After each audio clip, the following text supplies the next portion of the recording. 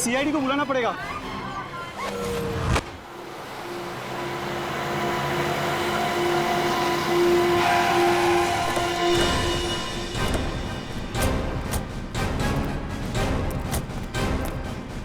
पीछे हटिए। Excuse me, पीछे हटिए। हटिए हटिए। किसने फोन किया था? सर मैंने फोन किया था।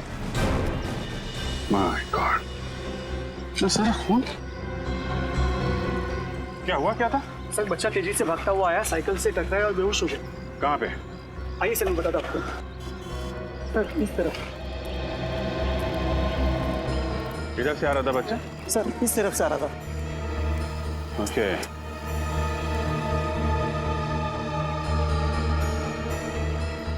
सर। हाँ सर लगता है वो खून बच्चे का नहीं है सर। क्या? खून बच्चे का नहीं है? नहीं सर, उसके शरीर पे कोई चोट के निशान नहीं है। तो फिर ये खून आया कहाँ से? हटना बेटा, हटो बेटा। बेटा घबराओ मत बेटा, हैं? आपको कुछ नहीं होगा। हम लोग सीआईडी से हैं। ये खून कैसे लगा आपको? हाँ? हाँ? सर लगता है किसी गहरे सदमे में है, जिसकी वजह से कुछ बोल नहीं पा रहा। सर लगता है ये बच्चा देख नहीं सकता। पंकज एक काम कर, लड़का इस डायरेक्शन से आया ना, तुम इस तरफ जाओ और उधर जाके देखो कि कोई एक्सीडेंट वगैरह तो नहीं हुआ है। विनी, बच्चे को फॉरेंसिक लैब लेके जाते हैं। सारों के साथ भी बताएंगे कि खून का राज क्या है।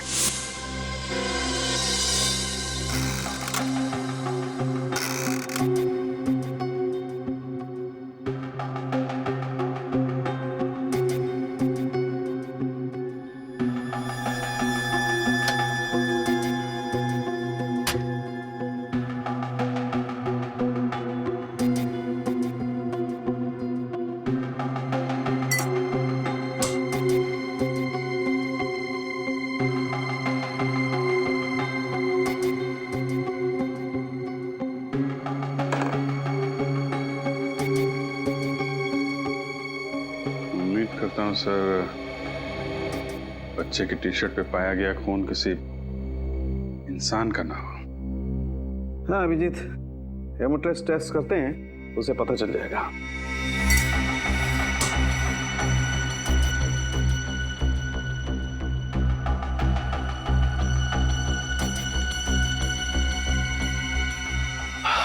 सॉरी अभिजीत, तुम्हारा मनचाहा जवाब नहीं दे सकता। इस शर्ट पर जो खून है वो इंसान का ही है। इंसान का खून है? बच्चे का तो नहीं है ना डॉक्टर साहब? नहीं, बच्चे का नहीं है, क्योंकि बच्चे को कहीं भी चोट नहीं लगी है। Thank God. पर इतना सारा खून आया कहां से होगा? सर? हाँ तारिका। सर इस चप्पल पे जो मिट्टी लगी हुई है उस पर खून मिला हुआ है और उसके साथ साथ घास का तिनका भी। घास का तिनका? मतलब ये बच्चा किसी गार्डन वगैरह से आया होगा। अभी पता करते हैं। तारिका जरा टेस्ट। सर। हाँ श्रेय? सर जिस जगह पर वो बच्चा मिला था, मैंने आसपास का पूरा इलाका छान मारा, कहीं भी कोई हादसा या एक्सीडेंट नहीं हुआ है। हाँ? पुलिस स्टेशन से चेक किया? जी सर, पिछले 15 दिनों में किसी के भी लापता होने की खबर दर्ज नहीं कराई गई है। कमाल है। फिर ये बच्चा आया कहां से होगा? अभिजीत। हाँ डॉक्टर साहब? अभिजीत, इस शर्ट पर एक नहीं 3 लोगों का खून मिला है। क्या 3 लोगों का खून? माय गॉड, मतलब 3 लोग जख्मी हुए हैं या फिर मारे गए। अभिजीत। हाँ तारिका? अभिजीत इस मिट्टी में जंतु और कीटाणुनाशक दवाइयां मिली है। जंतु और कीटाणुनाशक दवाइयां? मतलब ये बात पक्की है कि बच्चा किसी खेत खलियान से ही गुजरा है। सर उस इलाके की छानबीन करते वक्त हमने वहां कुछ खेत और फार्म हाउसेस देखे थे। फार्म हाउस, घास का तिनका, जंतु और कीटनाशक दवाइयां, फार्म हाउस। वाह तारिका जी वाह, आपने तो हमारा काम आसान कर दिया। भाई साहब, सिर्फ तारिका जी ने आपका काम आसान किया? नहीं, ये ऐसा मैंने कब कहा? नहीं, लेकिन आपने ये भी तो नहीं कहा कि सालुखे ने कुछ किया है। सड़क कैसा, आप भी बिल्कुल क्यूट बच्चों की तरह बुरा मान जाते हो यार। तारिका, ये अभिजीत मेरी तारीफ कर रहा था कि मेरी टांग खींच रहा था? अरे सर, आप भी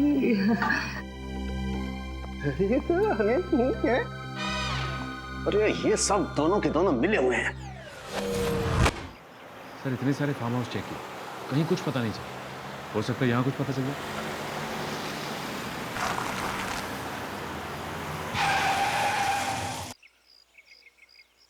फार्म हाउस के अंदर गाड़ी पार्क्ड है, लगता है कोई है अंदर। चलो देखते हैं।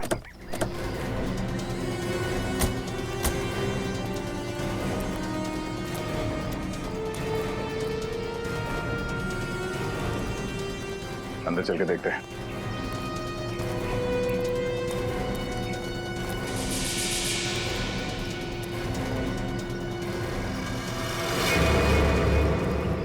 अरे ये तो उसी छोटे बच्चे की चप्पल लगती है। लगता है हमारी तलाश यहीं पे खत्म होगी। चलो सावधान रहना, खूनी अभी भी अंदर हो सकता है।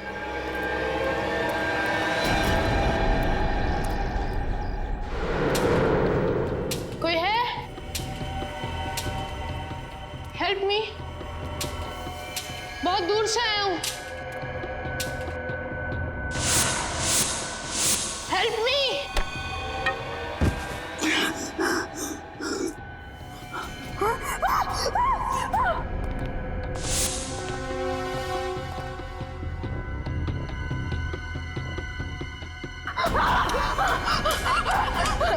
बचाओ बचाओ।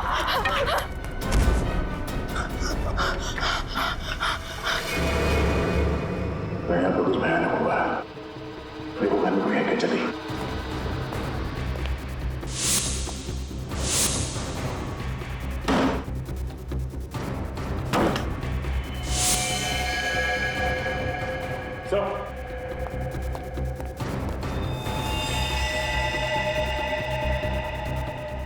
चार लाशें एक घर में। फॉरेंसिक को बुलाओ।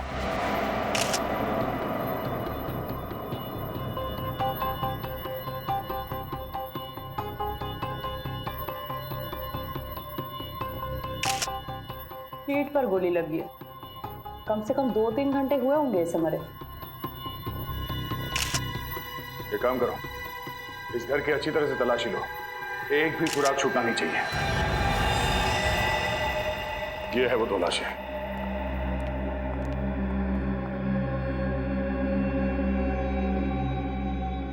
इसे भी ठीक छाती पर गोली मारी गई, जैसे उस आदमी को कमरे में।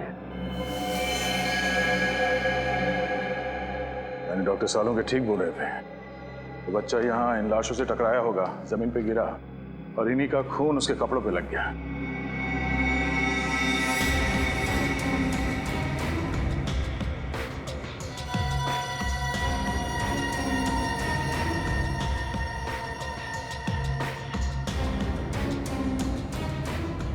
डॉक्टर तारिका, लगता है कि सारे खून इसी गन से हुई है। तो खूनी मर्डर वेपन यहाँ पे छोड़ के क्यों भाग गया? मुझे तो लगता है कि इस आदमी ने खुद अपने आप पे गोली मारी है। इस आदमी ने अपने आप पे गोली मारी है? यानी आप ये कहना चाहती हैं कि पहले इस आदमी ने इन तीनों को मारा और उसके बाद खुद अपने आप को गोली मार ली? शायद। सर पूरा घर चेक कर लिया, तिजोरी अलमारी सब कुछ सही सलामत है। सही सलामत है? मतलब चोरी का मामला नहीं है? सर हाँ, सारे दरवाजे और खिड़कियां भी सही सलामत है। इसका मतलब है खूनी जबरदस्ती इस घर में नहीं घुसा है।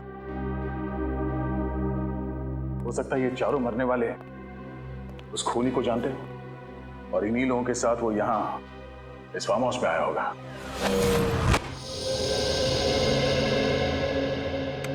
अरे क्या बात है डॉक्टर साहब, आज अकेले ही? क्यों, बहुत तकलीफ हो रही है? लैब अच्छी नहीं लग रही होगी, सूनी सूनी लग रही होगी। तारिका जी नहीं है ना? नहीं नहीं, मेरे वो मतलब नहीं था सर। अरे मैं जानता हूँ तुम्हारा मतलब यार, तुम बोलते कुछ और हो, तुम्हारे मन में कुछ और होता है। अरे सर, मैं इन चारों लाशों के खून के पीछे का मतलब जानने आया हूँ। आपको मालूम है तो बता दो बस। तुम मुझसे क्यों पूछ रहे हो भाई? जाकर के तारिका जी से पूछ लो, वो बता देंगी तुम्हें सब कुछ। सर आप तो बुरा मान गए। सारी दुनिया जानती है डॉक्टर सालुंखे के बगैर सीआईडी में आज तक एक केस भी सॉल्व नहीं हुआ है। अब आया ऊंट पहाड़ के नीचे, है ना? ऐसे बोला करो, अच्छे लगते हो। आओ बताता हूं। अभिजीत, ये जो चारों लाशें हैं, इनमें रायगर मोर्टिस अभी सेट होना शुरू हुआ है। लाशें अभी अकड़ना शुरू हुई हैं और मेरे ख्याल से इनकी मौत सवेरे 7 से 9 बजे के बीच में हुई है। और ये बैलिस्टिक रिपोर्ट क्या कहती है? गोली इसी गन से चली है। चारों की मौत इस गन से निकली हुई गोली से हुई है और इस गन पर खून के छींटे भी हैं। सर किसका खून है ये? सौरभ का खून है। सौरभ को पॉइंट ब्लैंक रेंज से गोली मारी गई है, जिसकी वजह से सौरभ का खून इस पर भी आकर के लग गया है। और एक बात, सिर्फ सौरभ के हाथ पर यहां गन पाउडर के निशान है। गन पाउडर सौरभ के हाथ में? तो आप ये कहना चाहते हैं कि सौरभ ने इन तीनों को गोली मारी और फिर खुद आत्महत्या कर ली? नहीं, मैं खुद कुछ नहीं कहना चाह रहा हूं। जो सबूत हैं वो कुछ कहना चाह रहे हैं। अब एक काम करो, बाकी का काम तुम खुद भी तो कर रहे यार। हाँ ठीक है, करेंगे। हाँ, क्यों नहीं करेंगे? बाकी जो आप नहीं बता पा रहे हम डॉक्टर तारिका से पूछ लेंगे।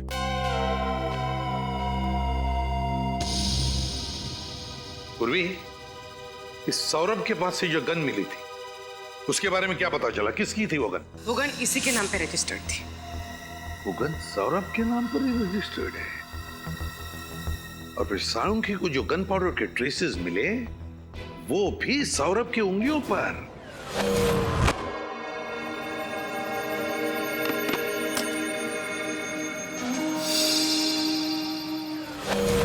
सर ये आनंद की बहन निशा जी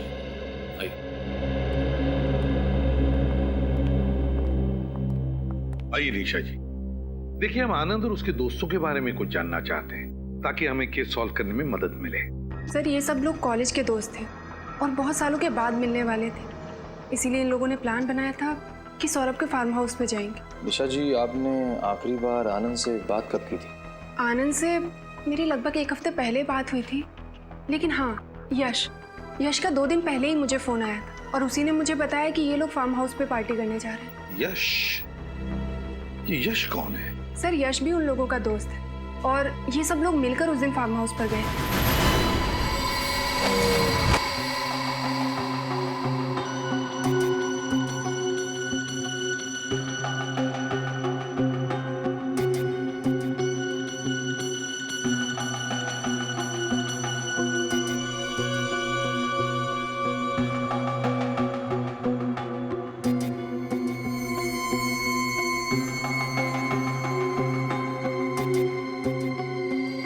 सौरभ, विशाल, आनंद और नितिन, 4 ही लोग तो थे फार्म हाउस पर।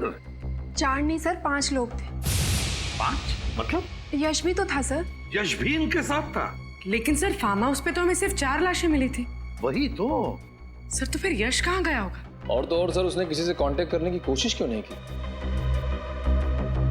यश के टेलीफोन नंबर्स है ना तुम्हारे पास? घर का सेलफोन नंबर वगैरह? हाँ सर।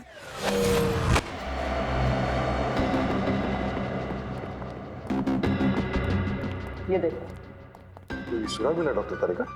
पता नहीं कितने काम का है, लेकिन थोड़ा अजीब जरूर है। क्यों? अजीब क्या है? इस बाल की लंबाई देखो। यहाँ पर जितने भी लोग मरे थे उनमें से किसी के भी बाल इतने लंबे नहीं थे।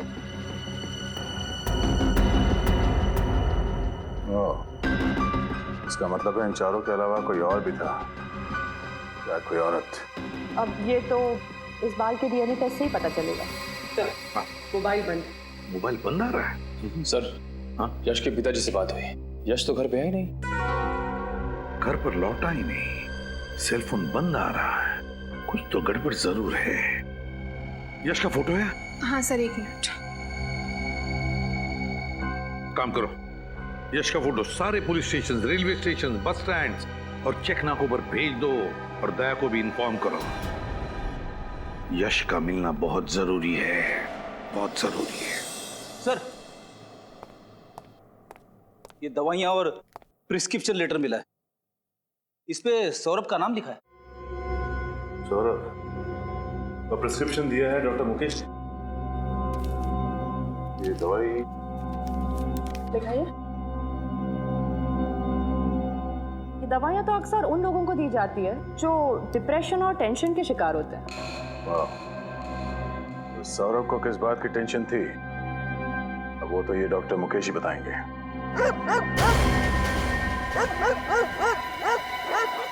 कुत्तों के भौंकने की आवाज पीछे की तरफ से आ रही है, जरा देखो जाके, चक्कर क्या है?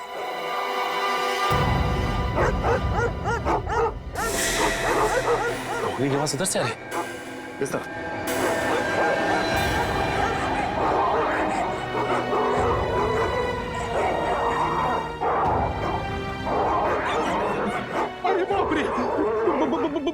बहुत कुत्ते। फ्रेडी, लेकिन डरने की जरूरत नहीं, वहां पे कुछ है। चलो।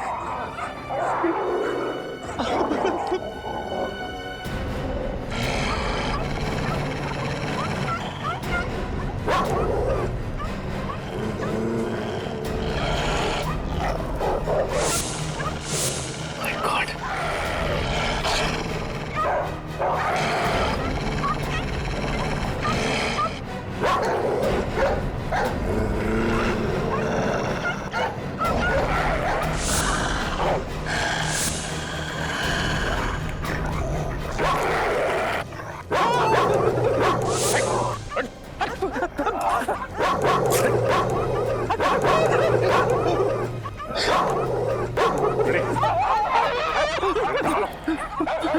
ये ऐसे नहीं मानेंगे।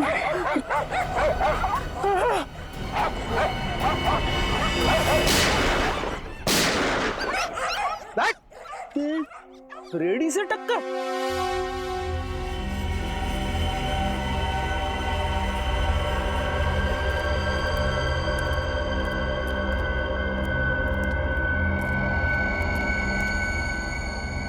अरे, ये तो यश है, सौरभ का 5वां दोस्त, जिसे ढूंढ रहे थे, उसी की लाश मिली। हाँ फ्रेडी, हमें लग रहा था कि ये यश अपने दोस्तों का खून करके भाग रहा है, लेकिन ये तो अपनी जान बचाने के लिए भाग रहा था। आपको ऐसा क्यों लग रहा है? ये देखो फ्रेडी, ये इसकी पीठ में यहाँ पीछे से गोली मारी गई है और एक गोली यहाँ किडनी के पास। लेकिन एक बात समझ में नहीं आ रही है, ये सारे खून कर कौन रहा है? सर आइए।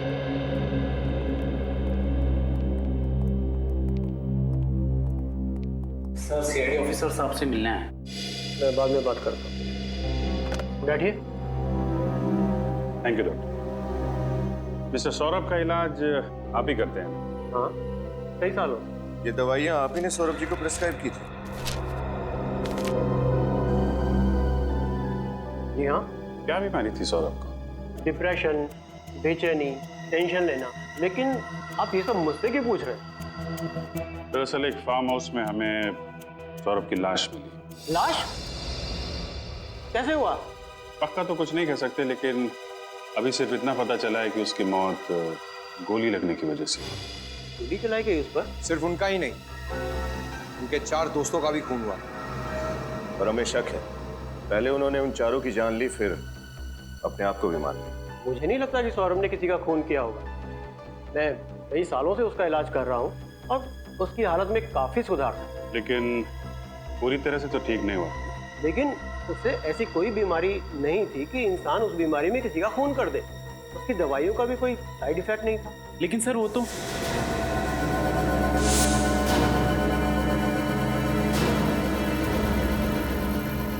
ठीक है doctor, thank you very much.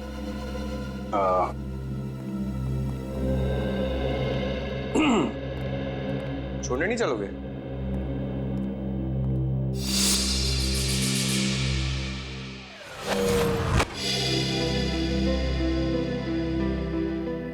यार अंदर तुम कुछ कह रहे थे फिर एकदम से चुप हो गए, क्या बात है?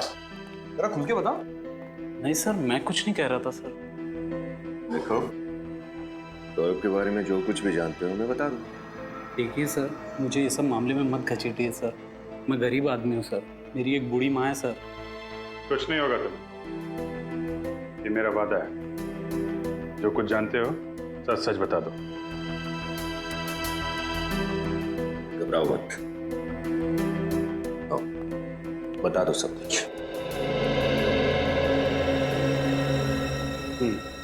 क्या जानते हो? सर देखिए सर, सौरभ जी की सबसे बड़ी प्रॉब्लम जो थी सर, उनका गुस्सा था सर। उनकी प्रॉब्लम हाइपरटेंशन और डिप्रेशन नहीं था सर। सबसे बड़ा वीक पॉइंट उनका था गुस्सा सर। वो उस पर काबू नहीं कर पाते थे सर। तुम्हारे सामने कभी कुछ ऐसा हुआ है? हाँ सर, एक बार हुआ था सर। हमारे यहाँ के एक पेशेंट पे उन्होंने हाथ उठा दिया था सर। क्यों? क्योंकि उनको ऐसा लगा सर उनका नंबर था और वो बीच में घुस गया सर। इतनी सी बात के लिए उन्होंने किसी पर हाथ उठा दिया? हाँ सर। लेकिन आपके डॉक्टर साहब ने हमें ये बात बताई नहीं, क्यों? सर सॉरी सर, मुझे नहीं पता सर। ठीक, तुम जा सकते। Thank you sir. Saurabh ji को गुस्सा बहुत आता था। सारे सबूत भिजवा दिए ना? हाँ सर। चलो सीधे ब्यूरो चलते हैं। हाँ भाई, क्या हाल? अरे सर, आप यहाँ? क्यों चौंक क्यों गए यार? अरे तुम्हारी मदद कर रहा हूँ यार केस में, यहाँ नहीं आ सकता क्या? अरे सर, मेरा कहने का मतलब वो नहीं था। वो हाँ, मतलब की बात करने के लिए आया हूँ। अच्छा ये बताओ कि तहकीकात करने के बाद तुम लोग किस नतीजे पर पहुंचे अब तक? सर देखने से तो यही लगता है कि सौरभ ने अपने दोस्तों का खून किया और उसके बाद अपने आप को गोली मार ली। कुछ ही घंटों में केस सॉल्व कर दिया हमने। कुछ ही मिनटों में बेवकूफ बन गए आप लोग। क्या कहना चाहते हैं? मैं जो कहना चाहता हूँ दया, वो तुम्हें वहां चल के दिखाऊंगा। आओ मेरे साथ।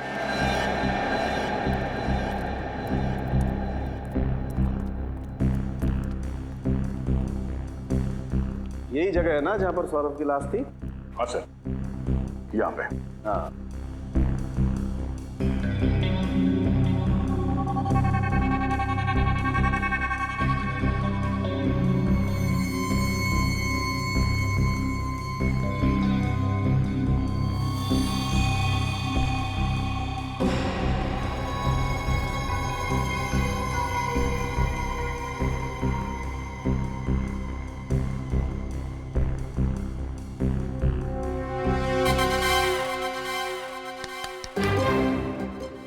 सौरभ बन जा। यानी कि मैं मर जाऊं? डॉक्टर साहब, मैं इतनी जल्दी मरना नहीं चाहता। अरे यार, ये आदमी हमेशा उल्टा ही क्यों सोचता है? मैं तुझे मरने के लिए नहीं कह रहा हूँ फ्रेडी, मैं सिर्फ ये कह रहा हूँ इस सोफे पर जैसे सौरभ की लाश मिली थी वैसे जाकर के बैठ जा। सौरभ बैठा हुआ नहीं था, लेटा हुआ था। लेटा हुआ? तो ठीक है, तुम लेट जाओ।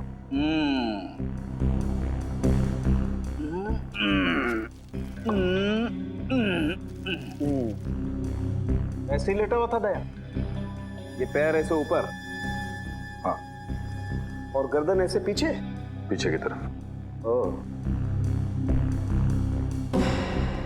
दया, अगर किसी इंसान को अपने आप को गोली मारनी होगी तो स्वाभाविक रूप से उसे थोड़ा सा आगे की तरफ झुकना पड़ेगा। खड़े, आगे की तरफ झुक। अरे क्या मुसीबत है डॉक्टर साहब? अरे मुसीबत कुछ नहीं है, जो कह रहा हूँ कर, आगे झुकना। कैसे झुकूं? अटक जाऊंगा। अरे पैर नीचे कर यार। हाँ। ऐसे ऐसे, ये। अब जैसे सौरभ ने अपने आप को गोली मारी थी ना, वैसे गोली मार। लेफ्ट हैंड से नहीं, राइट हैंड से। सौरभ लेफ्ट हैंडेड था। नहीं, सौरभ राइट हैंडेड था। वो राइट हैंडेड था, ये आपको कैसे पता चला? दया, मैंने सौरभ का ड्रिंक का ग्लास अच्छी तरह से चेक किया है। उस पे जितने भी फिंगरप्रिंट्स हैं सौरभ के, वो सब राइट हैंड के। इसलिए मैं कहता हूँ कि सौरभ राइट हैंडेड था।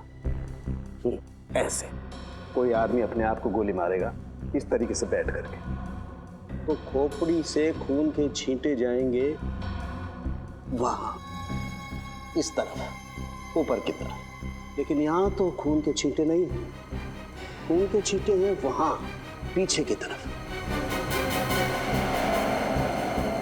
और वो तभी जा सकते हैं जब आदमी ऐसे लेटा हो और कोई उसे यहां से गोली मारे। पैरों से सौरभ की लाश यूं पड़ी हुई थी। अब दया, मैंने अपनी पूरी जिंदगी में किसी इंसान को ऐसे लेट करके अपने आप को गोली मारते हुए नहीं देखा। इसका मतलब है सौरभ ने आत्महत्या नहीं की थी, उसका भी खून किया गया है। बिल्कुल, सौरभ का खून ही हुआ है और किसी ने उसे तब गोली मारी है जब वो ऐसे पैर फैला करके आराम से सो रहा था।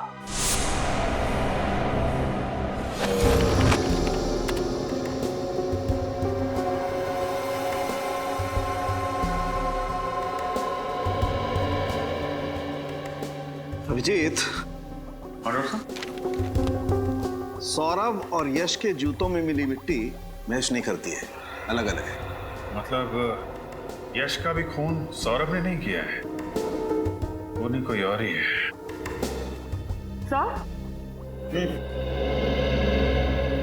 फार्म हाउस में जो बाल मिला था उसकी डीएनए रिपोर्ट आ चुकी है। ये बाल किसी लड़की का है। वाह कारिका जी वाह, आप कुछ ना कुछ नया मोड़ लेके आती है केस में, कैसे कर लेती है। नमस्ते। नमस्ते नमस्ते क्या कारिका जी, आप कुछ समझाती क्यों नहीं है? अरे मैं क्या, अच्छा छोड़िए, क्या क्या पता चला इसे डीएनए रिपोर्ट से? ये लड़की का डीएनए उन 5 मरे हुए लोगों में से एक आनंद के डीएनए से मैच करता है। आनंद के डीएनए से? यानी उसकी कोई रिश्तेदार? आनंद की तो सिर्फ एक ही रिश्तेदार है, उसकी बहन निशा। निशा? लेकिन सर जब निशा ब्यूरो में आई थी तब उसने बताया नहीं था कि वो भी फार्म हाउस गई थी। अपराधी अपने आप तो बोलेगा नहीं कि मैंने अपराध किया है, उससे सच उगलवाना पड़ता है। हाँ? अरे कुछ नहीं, मुझे थोड़ा सा टाइम लगेगा। हाँ, मैं बस थोड़ी देर में रेडी हो जाऊंगी और उसके बाद तुम्हारे पास पहुंचती हूँ। हाँ ऑफ कोर्स। अरे तुझे याद है लास्ट टाइम हम लोग गए थे, कितना मजा आया था। वो सब लोग इस बार भी आ रहे हैं ना? पक्का? ओह वाह, फिर तो बहुत मजा आएगा। अरे हाँ पापा, तुम लोग पहुंचो, मैं बस 5 मिनट में पहुंचती हूँ। कहाँ जा रही निशा जी? पहले 2-4 बातें हमसे कर लीजिए, फिर हम भी चलते हैं पार्टी में। पार्टी? What nonsense. हम तो सेंस में है मैडम, लेकिन आपको देख के लगता है कि आप अपने होश खो बैठी। आप कहना क्या चाहते? आपको देख के लगता नहीं है कि आपको आपके भाई की मौत का दुख है? ऐसा लग रहा है कि आप पार्टी करने जा रही हैं। देखिए, ये मेरी निजी जिंदगी और मेरी निजी जिंदगी में मैं क्या करती हूँ क्या नहीं, इस बात से आप लोगों को कोई प्रॉब्लम नहीं होनी चाहिए। बिल्कुल नहीं मैडम, लेकिन अगर आप किसी और की जिंदगी के साथ खेल खेलेंगे तो हमें जरूर प्रॉब्लम होगी। लेकिन मैंने किया क्या है? सबसे पहले आपने हमसे झूठ बोला है कि आप उस रात सौरभ के फार्म हाउस में नहीं थी। मैं क्यों झूठ बोलूं? क्यों झूठ बोलेंगे ये आप बताइए, क्योंकि अगर हमने साबित कर दिया तो आपके लिए मुश्किल हो जाएगी।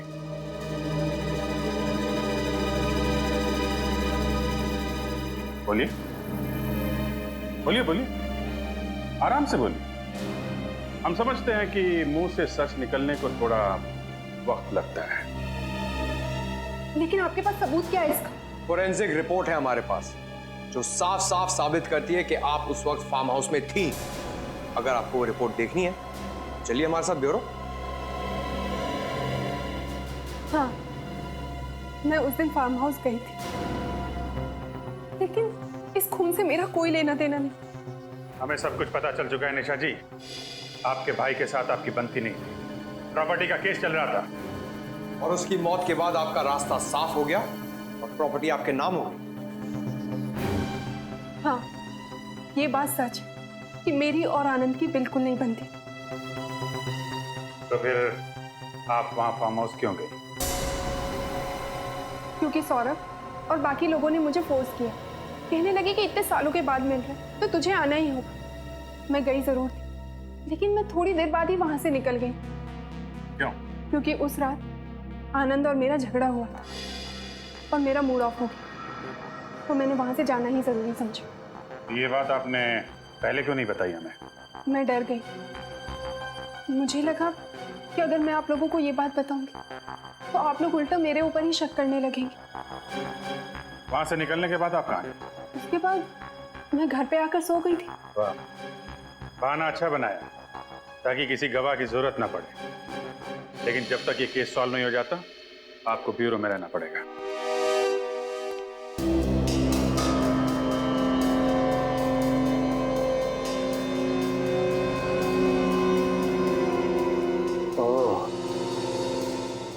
तारिका, हाँ सर।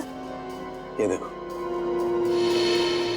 खून की छींटे सर? नहीं नहीं तारिका, ये खून की छींटे नहीं है, ये ऊपर से टपकी हुई खून की बूंदें हैं। मतलब? छींटे अगर होते हैं तो ऐसे फैल जाते हैं, लेकिन ये ऊपर से टपकी हुई खून की बूंद है। मुझे लगता है वो बच्चा उस हॉल में आया होगा और किसी चीज से या किसी लाश से टकरा के गिर गया होगा, और ये केन भी उसके हाथ से छूटकर जमीन पे गिर गई होगी, और खूनी के कहीं कोई जख्म होगा जिसमें से खून टपक रहा होगा।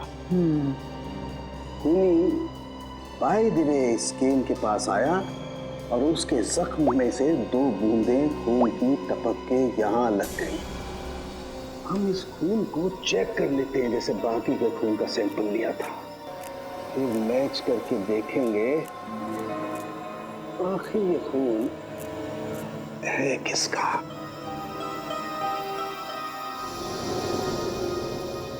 ये देखो तारिका, ये उन 5 लोगों के ब्लड का सैंपल है, और ये खून है जो इस केन पे लगा हुआ है। एक काम करो, अपने रिकॉर्ड में चेक करो कि किसी से मैच होता है क्या।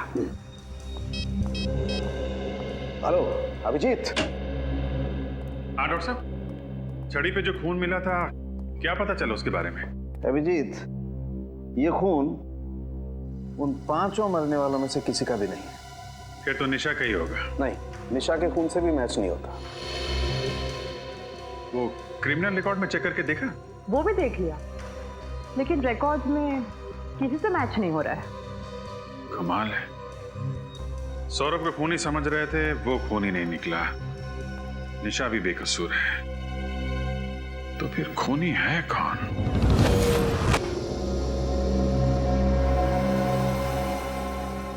एक बात तो पक्की है कि इन 5 में से किसी ने भी किसी को नहीं मारा, और ना ही किसी ने आत्महत्या की है। सर, जिस किसी ने भी ये किया है उसे पहले से मालूम था कि ये 5 दोस्त उस फार्म हाउस में एक ही छत के नीचे मिलने वाले थे। मगर इन 5 को क्यों मारा? 5 को क्यों मारा? ऐसे भी क्या दुश्मनी? सर, ये 5 कॉलेज के टाइम के दोस्त थे सर। मतलब जो कुछ भी हुआ कॉलेज में हुआ, पर अब इन 5 की मौत के साथ वो राज भी दफन हो गया। सर, सौरभ के माता पिता। नमस्ते, माफ कीजिए हमें, हम आप लोगों को थोड़ी तकलीफ दे रहे हैं। बात यह है कि आपके बेटे के खूनी तक पहुंचने के लिए हमें आपकी थोड़ी मदद चाहिए। क्या आपके बेटे का किसी के साथ कोई झगड़ा वगड़ा था? किसी से कोई दुश्मनी? नहीं, दुश्मनी का तो सवाल ही नहीं उठता। बहुत शांत स्वभाव का था सर वो, किसी से ज्यादा बातें भी नहीं करता था वो। अच्छा ये बताइए कि आपका बेटा सौरभ डॉक्टर मुकेश के पास इलाज के लिए जाता था? जी हाँ। लेकिन क्यों? अपने चिड़चिड़ेपन, टेंशन और नींद ना आना, इसके लिए। मगर बचपन से वो ऐसा नहीं था सर, मुझे आज भी याद है। वो कॉलेज की आखिरी दिन वाली पार्टी की रात थी, बस उसी रात से वो ऐसा हो गया। क्या हुआ था उस रात को?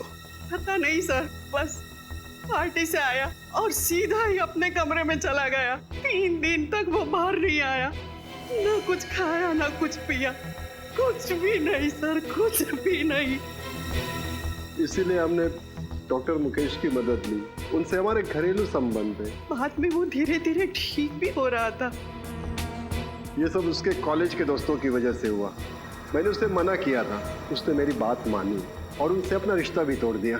तो फिर वो उनके साथ फार्म हाउस क्यों गया था? वो उसके दोस्त आनंद का फोन आया था, बोला बहुत साल के बाद मिल रहे हैं तो आ जाओ, और वो गया, फिर लौट के वापस नहीं आया, लौट के वापस नहीं आया। पूर्वी, जरा इन्हें छोड़ा ना। Sir,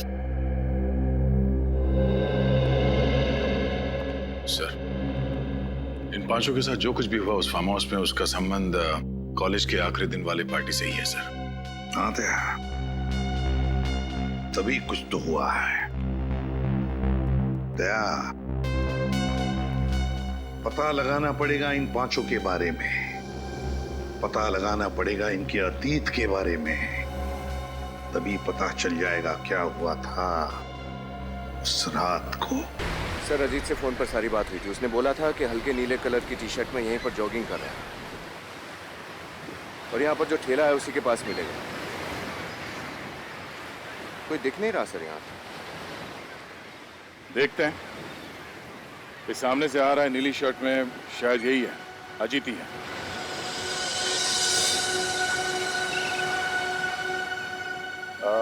mister Ajit. जी हाँ, आप लोग सीआईडी से? जी। कहिए सर, मैं आपकी क्या मदद कर सकता हूँ? हमें इन पांचों के अतीत के बारे में कुछ जानकारी चाहिए थी, इसलिए हम आपसे मिलने आए। जी हाँ, ये मेरे कॉलेज में थे, सेम बैच। इनमें सौरभ को मैं अच्छी तरह से जानता हूँ। कहिए सर, क्या हुआ? इन पांचों का खून हो गया है। खून? पांचों का एक साथ? आप इन्हें अच्छी तरह से जानते थे, तो क्या आप बता सकते हैं कि कॉलेज के आखिरी दिन में जो पार्टी हुई थी उसमें क्या हुआ था एग्जैक्टली? उस रात, अरे इन पांचों ने तो हंगामा किया था। इन्होंने शराब पीकर गाली गलौज किया था और कॉलेज के ट्यूबलाइट पर शीशे तोड़ दिए थे, इसलिए कॉलेज के डीन ने इन्हें कॉलेज से बाहर निकाल दिया था। तो कैंपस से निकाले जाने के बाद ये लोग कहाँ गए होंगे, कुछ अंदाजा है? सर पक्का तो पता नहीं, मगर ये लोग गुस्से में चिल्ला चिल्ला कर कह रहे थे कि हमें भी इस घटिया पार्टी में नहीं रहना, हम जा रहे हैं सौरभ के फार्म हाउस पर, वहाँ शानदार पार्टी करेंगे। शायद वहीं गए होंगे। ठीक है, आपकी जानकारी के लिए बहुत बहुत धन्यवाद। Thank you. Yes sir. Sir, उस रात ये पांचों दोस्त एक साथ सौरभ के फार्म हाउस गए थे और इन लोगों ने हद से ज्यादा पी रखी थी। उस रात फार्म हाउस से रास्ते में जरूर कुछ हुआ था जिसकी वजह से सौरभ को गहरा सदमा लगा। पता करना पड़ेगा कि हुआ क्या था उस रात।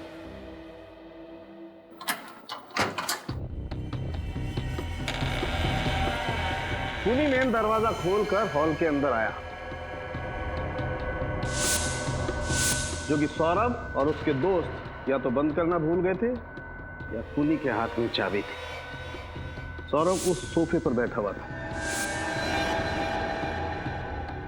खूनी सौरभ के पास आया, उसने सौरभ के हाथ में गन पकड़ा दी और सौरभ के हाथों से ट्रिगर दबा दिया ताकि गन पाउडर का निशान सौरभ के हाथों पर आ जाए। सौरभ की चीख सुनकर विशाल कमरे में से बाहर आया और जैसे विशाल कमरे से बाहर आया, खूनी ने उस पर भी गोली चला दी। विशाल को गोली लगने के बाद आनंद और नितिन हॉल में आए। मुझे मत मारो। खूनी ने आनंद को भागने का मौका नहीं दिया और उसके सीने पे गोली मार दी। भागने का मौका मिलते ही नितिन दरवाजे की तरफ भागा। जैसे वो भागा, खूनी ने उसे भी गोली मार दी उसके पीठ में। यश फार्म हाउस से निकल के जंगल के रास्ते भागा। खूनी ने उसका पीछा किया और उसके पीठ पे और गुर्दे पे गोली चला दी। खूनी लौटकर फिर से फार्म हाउस में आया और उसने अपनी गन सौरभ के पास रख दी। और जब बच्चा फार्म हाउस में आया तो इन्हीं लाशों से टकरा के गिर गया होगा। तभी इन तीनों का खून उसके शर्ट पे लग गया और घबरा के बच्चा यहां से बाहर भाग गया। अभिजीत, जंगल में जहां पर यश की लाश मिली, दोबारा वहीं पे जाकर अच्छी तरह से चेक करो, अच्छी तरह से चेक करो। कोई ना कोई सुराग है जो हमारी आंखों से छूटा है। ढूंढो उस सुराग को। फार्म शहर से काफी दूर है, पैदल तो नहीं आया होगा कोई। फिर यही वो जगह है जहां से हमें यश की लाश मिली थी सर। यहाँ से एक काम करते हैं, आसपास अच्छी तरह से चेक करते हैं, कुछ ना कुछ तो जरूर मिलेगा। देखो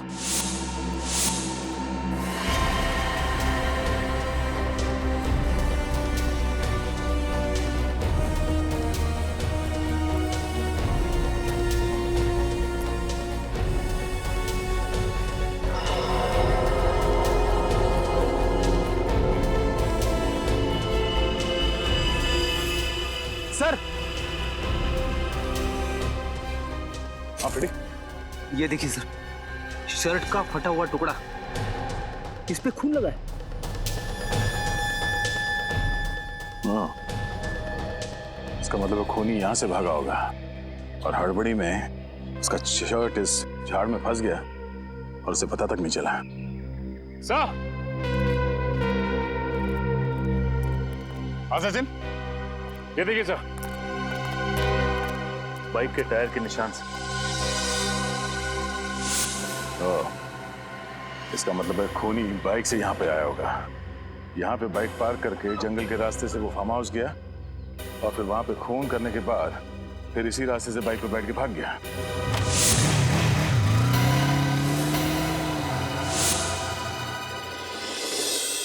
ओके। हाँ सर। सर, उस कपड़े के टुकड़े से उसे पहनने वाले का पता चला?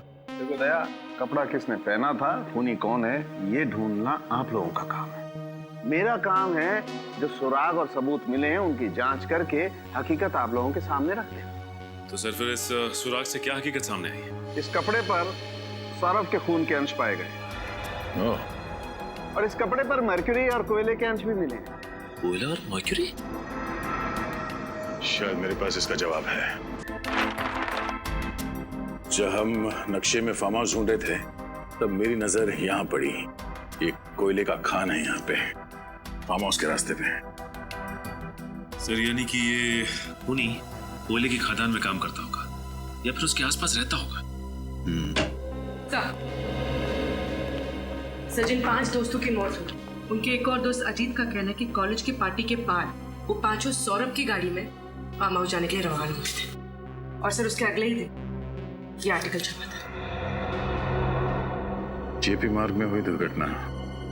एक तेजी से आती कार ने राह चलते आदमी को टक्कर मार दी जिसकी जगह पे मौत हो गई। जेपी मार्ग तो ये फार्म हाउस के रास्ते पे पड़ता है। हाँ सर, और इन लोगों के निकलने के ठीक 45 मिनट बाद ये एक्सीडेंट हुआ था। सर हो सकता है कि ये सौरभ शराब के नशे में धुत होकर गाड़ी चला रहा और उसका एक्सीडेंट हो गया। हाँ, और इसीलिए उस हादसे के बाद वो गुमसुम हो गया और 3 दिन तक वो अपने कमरे से बाहर नहीं निकला। सो ये देखिए, इसमें यह भी लिखा हुआ है कि मरने वाले का 12 साल का बेटा इस एक्सीडेंट का चश्मदीद गवाह था, लेकिन गाड़ी चलाने वाला और उसके साथी वहां से भाग गए और कभी कानून के हाथ नहीं लगे। एक बात और सर, जिस आदमी का एक्सीडेंट हुआ था वो विजयनगर बस्ती में रहता था। विजयनगर बस्ती, और वो भी इस कोयले के खान के पास ही है।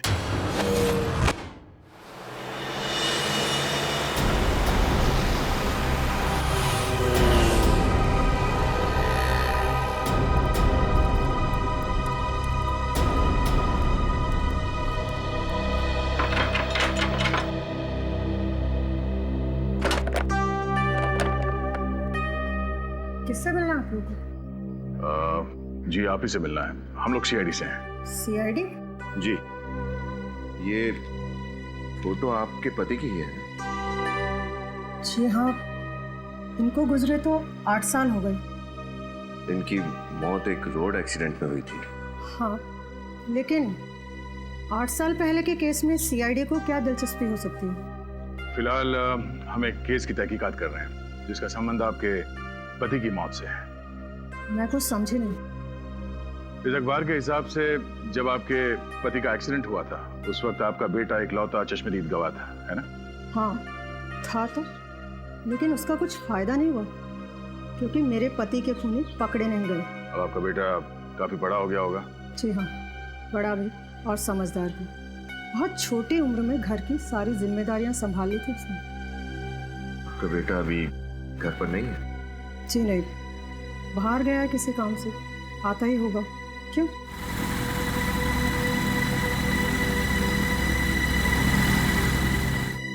ये लीजिए, आ गया मेरा बेटा। सीआईडी।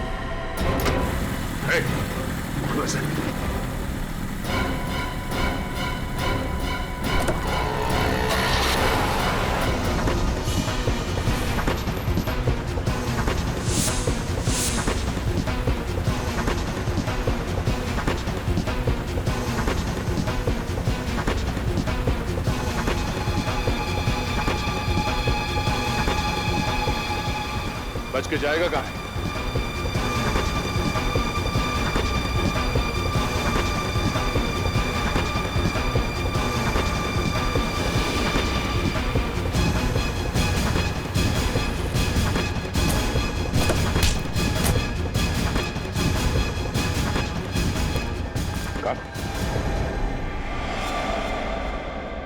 सर ये तो डॉक्टर मुकेश का असिस्टेंट है। हमारा इलाज नहीं करोगे? हाँ? रंजीत, डॉक्टर मुकेश का असिस्टेंट रंजीत, उन 5 लोगों का खून तुमने ही किया है ना? हाँ मैंने ही खून किया है, लेकिन मुझे इस चीज का कोई पछतावा नहीं है, क्योंकि उनको जीने का कोई हक नहीं था। क्योंकि उनकी वजह से तुम्हारे बाबा की एक्सीडेंट में मौत हो गई थी। हाँ? हाँ, मेरे बाबा ने मेरे आंख के सामने दम तोड़ा।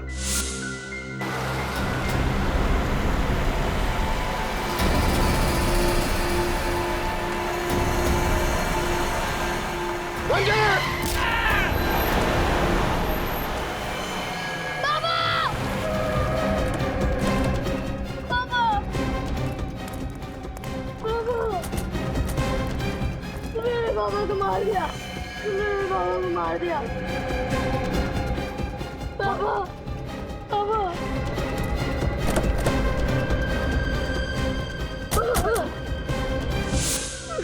मैं उन्हें बचा भी नहीं सका, लेकिन वो 5 लोग बचा सकते थे।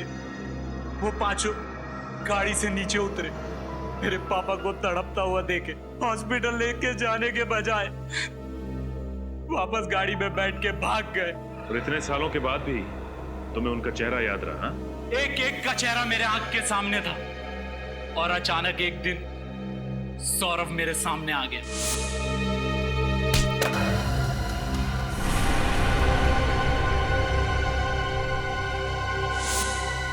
और मैंने उसे फौरन पहचान लिया और मैंने उसका पीछा किया। पीछा करने के बाद पता चला कि वो डॉक्टर मुकेश के पास अपना इलाज करवाता है।